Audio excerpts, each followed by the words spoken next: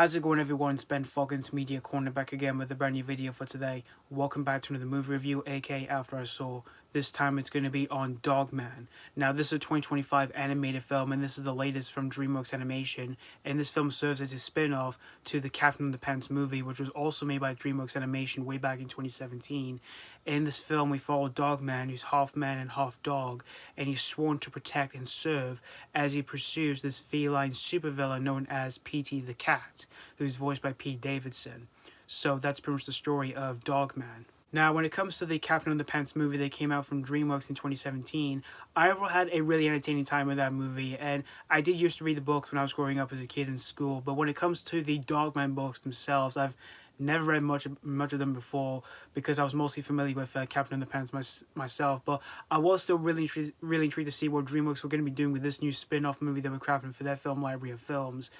And it is safe to say that after seeing this whole thing here, that I had a genuine fun time with Dogman. Although I wouldn't say that I had as much fun as I did with the Captain Underpants movie, because I do like that film just a bit more than this movie. But it's still overall a safe and yet fun animated film for kids. The overall pacing of this film does tend to feel pretty quick, since the film is an hour and 29 minutes long, even though there are times where the pacing does tend to go but just a little bit too quick for me.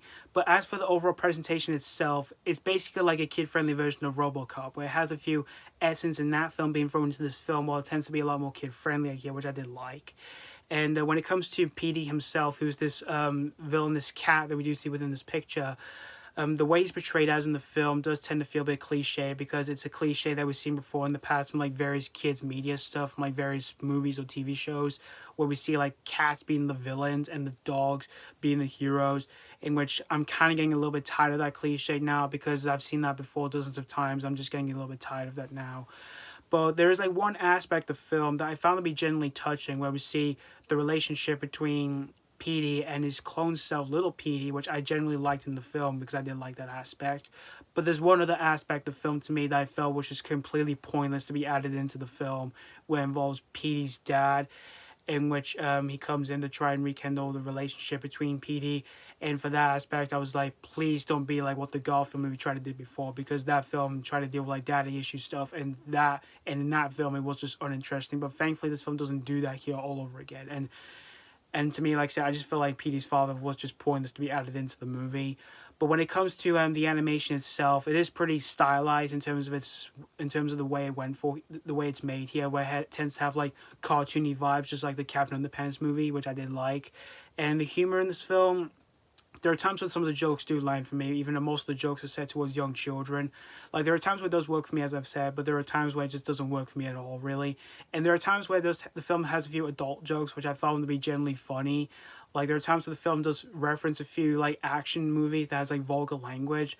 Like, there are times where, like, any of the characters will just say a famous line from those movies, but they changed words by like scrubbing that line with soap and just sprinkle in like a childish line just to make that line of dialogue a lot more clean and more family friendly than ever. And I thought those moments were just generally funny.